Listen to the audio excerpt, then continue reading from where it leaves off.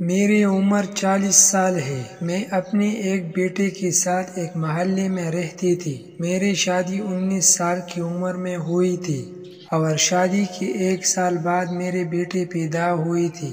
میرے شوہر باہر کے ملک ایک جاب کرتی تھی اور سال میں 1 مرتبہ چکر لگایا کرتی تھی۔ میں اپنے بیٹے کو لے کر کافی جذباتی تھی اور اس کی اچھی نصیب کی دعا کیا کرتی تھی۔ میری بیٹی بالکل میرے جیسی تھی۔ میں شروع سے ہی اپنا خیال رکھتی تھی، جس کی وجہ سے مجھ میں اور میرے بیٹے میں کوئی فرق نہیں تھا۔ بس میرا حسن میرے بیٹے سے زیادہ تھا۔ میرے بیٹے کا نام نمرہ تھا۔ وہ یونیورسٹی میں پڑھتی تھی۔ میں نہیں چاہتی تھی کہ وہ آگے پڑھائی کرے کیونکہ زمانہ بہت خراب ہو چکا تھا۔ پھر نمرہ نے مجھ سے ضد کی تھی کہ وہ آگے پڑھنا چاہتی ہے، جس کی وجہ سے میں نے اسے اجازت دے دی اور یونیورسٹی جانے لگی۔ میں اب گھر میں اکیلے رہتی تھی کیونکہ میرے بیٹے رات کو یونیورسٹی سے آتی تھی۔ میں بوریت کا شکار ہونے لگی۔ میں نے سوچا تھا کہ کیوں نہ اپنے ہمسائے سے دوستی کر لوں تاکہ میرا بھی دل لگا رہے گا۔ یہی سوچ کر میں نے سامنے والے گھر میں جانا شروع کر دیا۔ ان کا ایک لڑکا تھا جو کہ کافی خوبصورت تھا اور اچھے نقش کا مالک تھا۔ وہ اپنی امی کے ساتھ اکیلا رہتا تھا۔ میں اس سے کافی بات چیت کرنے کی کوشش کرتی۔ وہ مجھ سے بات کرتے ہوئے جھجکتا تھا۔ میرا دل کرتا تھا کہ وہ میرے سے بات کرے اور میں اسے بغور دیکھتے رہوں، پر وہ اپنے موبائل میں مصروف ہوتا۔ مجھے لگتا جیسے اس کا کسی سے چکر ہے۔ مجھے یہ خیال بھی آتا کہ کہیں وہ میرے بیٹے نہ ہو، پر میرے بیٹے اپنی پڑھائی پر دھیان دیتے۔ اس کا ان کاموں سے کوئی لینا دینا نہ تھا۔ میں ایک مرتبہ اس کے گھر گئی تو اس کی امی بازار گئی ہوئی تھی۔ جب لڑکی نے مجھے بیٹھنے کا کہا اور کہنے لگا کہ میں اس کی امی کا انتظار کروں، میں بھی بیٹھ گئی۔ اس وقت میں نے بہت اچھا ریشمی سا سوٹ پہنا تھا۔ لڑکا مجھ سے کوئی بات کرنا چاہتا تھا، پر پتہ نہیں کس بات سے ڈر رہا تھا۔ میں نے اس کو ہمت دلائی کہ وہ مجھ سے بلا جھجک بات کر سکتا ہے اور مجھے اپنا ہی دوست سمجھے، اور وہ کہنے لگا کہ میں اس سے غصہ ہو جاؤں گی۔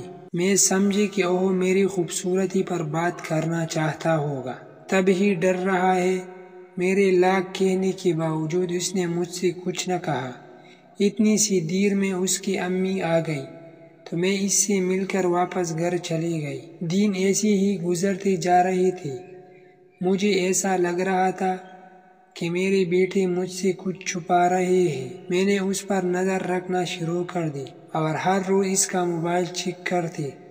ایک دفعہ جب میں نے اس کا موبائل چیک کیا تو اس میں کسی لڑکی کے نام سے میسج آیا ہوا تھا جس کا نام ریحانہ تھا۔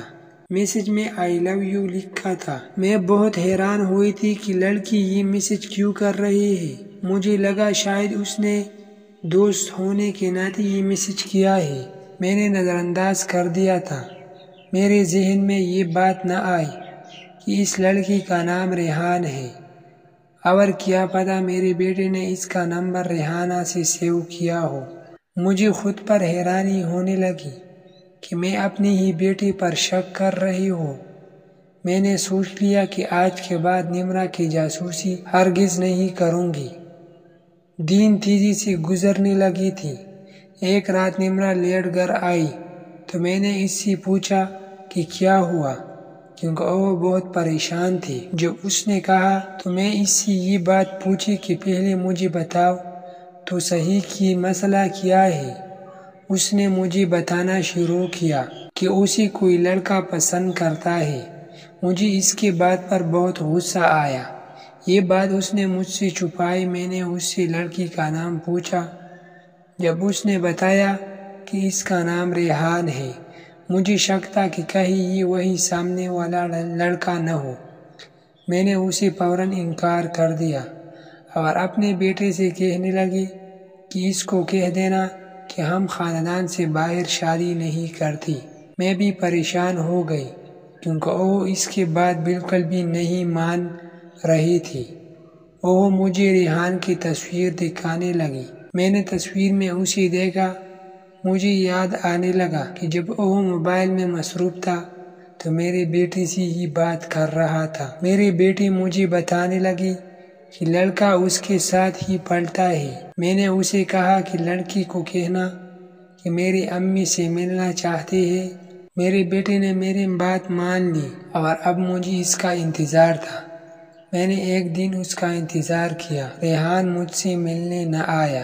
کچھ دن بعد وہ مجھ سے ملنے آیا تو اس دن اتفاق سے میرے بیٹے گھر پر نہیں تھی بلکہ اپنے دوست کی طرف گئی ہوئی تھی۔ جیسے میں نے دروازہ کھولا تھا تو دیکھ کر میرا موڈ خراب ہو چکا تھا، کیونکہ یہ وہ لڑکا تھا جس میں مجھے دلچسپی ہوئی تھی، پر وہ میرے بیٹے سے پیار کرتا تھا۔ وہ اندر آیا تو اس نے بات کا آغاز کیا اور کہنے لگا کہ میں آپ کے بیٹے کو پسند کرتا ہوں، مجھے اس کا رشتہ دے دی۔ میں نے اس کے سامنے کہا کہ مجھے اس راستے سے مسئلہ ہے، تو ریحان کچھ دیر کے لیے چپ ہو گیا، پھر مجھ سے کہنے لگا تھا کہ میں ایسا کیوں بول رہی ہوں، وہ میرے بیٹے کو خوش رکھے گا۔ ہم نے اس کی بات کو ٹال دیا کہ مجھے اس پر کوئی بھروسہ نہیں ہے۔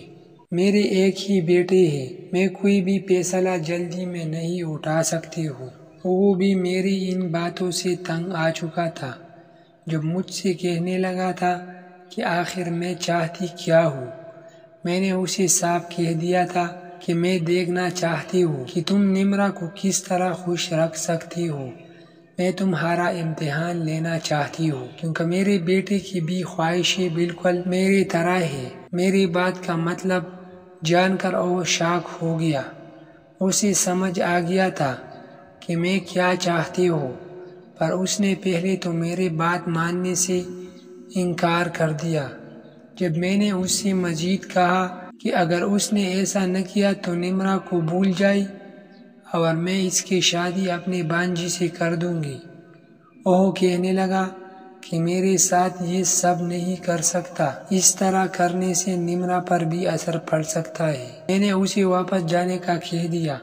اس کے پاس اب اور کوئی بیچارہ نہ تھا۔ کچھ دیر بعد ہی وہ راضی ہو گیا۔ جب میں اپنے روم میں سے اسے لے گئی، میں نے اسے کہا کہ میں اسے مکمل طور پر ہر طریقے سے چیک کروں گی۔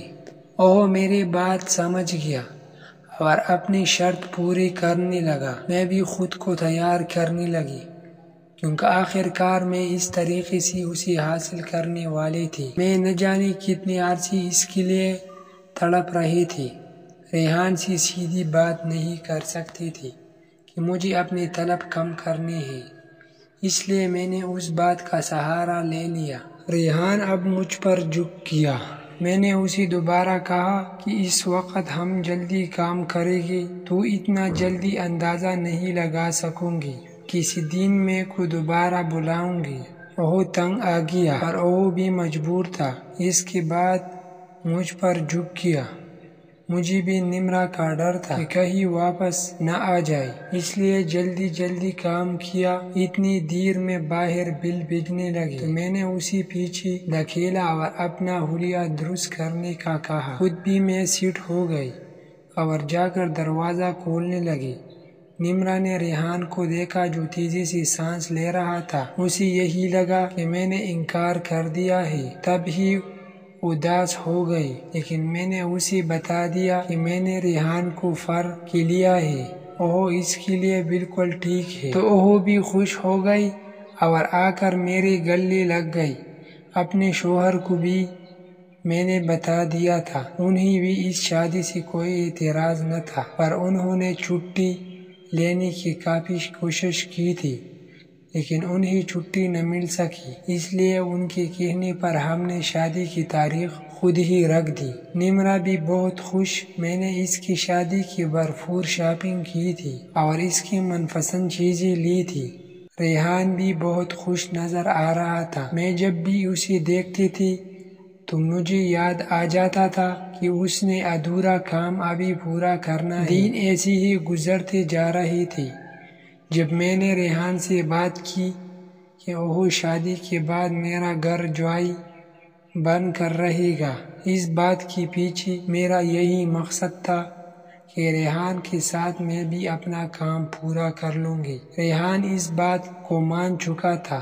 مہندی کے بعد میں نے ریحان کو یاد کروایا کہ ابھی تک وہ ادھورا کام مکمل نہیں ہوا ہے، تو اس نے مجھے یقین نہیں دلوایا کہ وہ میرے بیٹے کو کس طرح خوش رکھے گا۔ ریحان کہنے لگا کہ وہ میرے روم میں رات کو آ جائے گا۔ میں نے اس کی بات مان لی اور اس طرح اس رات جی بھر کر اپنے طلب اس سے پوری کر والی تھی۔ کل میرے بیٹے کی بارات تھی اور پھر اس کی باری تھی۔ میں یہ جان گئی تھی کہ وہ اس کے ساتھ ساری زندگی خوش رہے گی۔ اگلی دن بارات بھی ختم ہو گئی تھی۔ میں نے ان دونوں کو انجوائے کرنے کے لیے مری بھیج دیا۔ کچھ دنوں بعد وہ دونوں واپس آ گئی۔ اب ریحان میرے گھر ہی رہتا تھا، جبکہ نمرہ نے اپنی پڑھائی جاری رکھی تھی۔